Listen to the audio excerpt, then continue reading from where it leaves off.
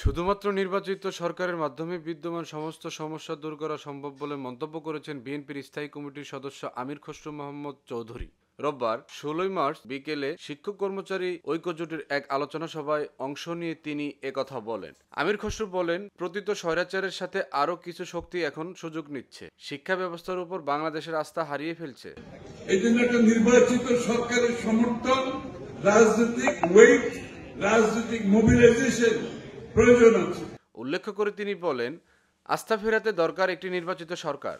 এ সময় অতি দ্রুত সুষ্ঠু নির্বাচন দিয়ে জনগণের হাতে ক্ষমতা হস্তান্তর আহ্বান জানান বিএনপির এই নেতা। তিনি আরও বলেন, শুধু পুলিশ বা সরকারি কর্মকর্তা পরিবর্তন আনতে পারবে না, এজন্য দরকার নির্বাচিত সরকার। সমর্থন নিয়ে পরিবর্তন আনতে হবে। শুধু পুলিশ আর সরকারি কর্মকর্তারা কোনো পরিবর্তন আনতে পারবে না। G+24, ইউসুফ আলী, ঢাকা।